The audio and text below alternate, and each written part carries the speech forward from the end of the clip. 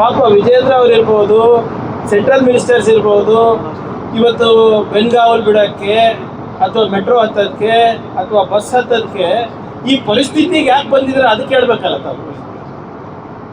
ಈಗ ಈ ಪರಿಸ್ಥಿತಿಗೆ ತಂದು ನಿಲ್ಲಿಸಿದ್ದು ಯಾರು, ಯಾಕೆ, ಹೇಗಾಯಿತು ಅದು ಇಂಪಾರ್ಟೆಂಟ್ ಅಲ್ಲ. ಯಾರೋ BJP ನಾಯಕರು 4 ಜನ ಮೆಟ್ರೋ ಹತ್ತಿದ ತಕ್ಷಣ ನಮ್ಮ ಪರಿಸ್ಥಿತಿ ಸರಿಯಾಗಾಯ್ತಾ? ಶ್ರೀಸಾಮಾನ್ಯರಿಗೆ ಯಾವ ರೀತಿ ಆರ್ಥಿಕ ಹೊಡೆತ ಆಗಿದೆ ಮೋದಿಯವರ ನೀತಿಗಳಿಂದ ಅಂತ ಅದ್ರ ಬಗ್ಗೆ ನಾವು ವಿಮರ್ಶೆ ಮಾಡಬೇಕಲ್ಲ. ಅವರಂತೂ ಹೋದರು. ಈಗ ಮಿಕ್ಕಿದಲ್ಲಿ ಒಳ್ಳೆ ಸುದ್ದಿ ಇದ್ರೆ ಬಂದು ರಾತ್ರಿ 8:30 ನಿಮ್ಗೆ ಹೇಳ್ತಾರೆ. ಯಾವಾಗ ಕೈ ಸುದ್ದಿ ಇರ್ತದ ವಿದೇಶಕ್ಕೆ ಹೋಗ್ಬಿಡ್ತಾರೆ. ಇದ್ಯಾಕೆ ಹೇಳಿಲ್ಲ 3 ರೂಪಾಯಿ ಜಾಸ್ತಿ ಆಗ್ತಾ ಇರೋದು? ಪರೀಕ್ಷೆ ಪೈ ಚರ್ಚೆ ಮಾಡ್ತಾರ, ನೀಟ್ ಅಕ್ರಮ ಆದಾಗ ಓಡೋಗ್ತಾರೆ.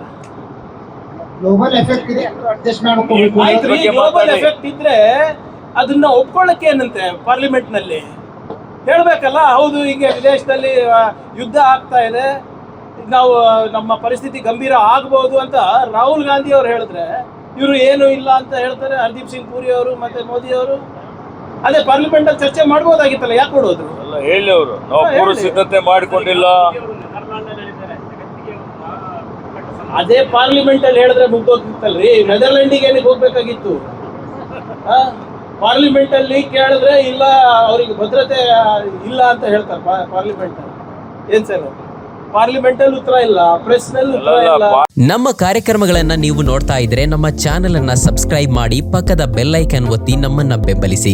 ಹಾಗೆ ನಮ್ಮ ಕಾರ್ಯಕ್ರಮಗಳನ್ನ ಲೈಕ್ ಮಾಡಿ, ಕಮೆಂಟ್ ಮಾಡಿ, ಅದನ್ನ ಬೇರೆಯವರಿಗೂ ವಾಟ್ಸ್ಆಪ್ ಮೂಲಕ ಶೇರ್ ಮಾಡಿ.